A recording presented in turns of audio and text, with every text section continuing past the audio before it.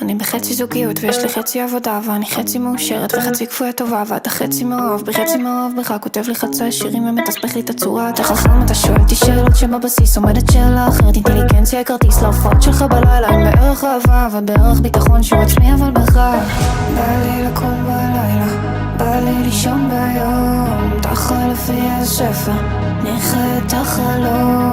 אם אתה כזה חזק, אז למה אתה בוחר פתאום? אולי כי אתה שומע את השם שלי בכל מקום.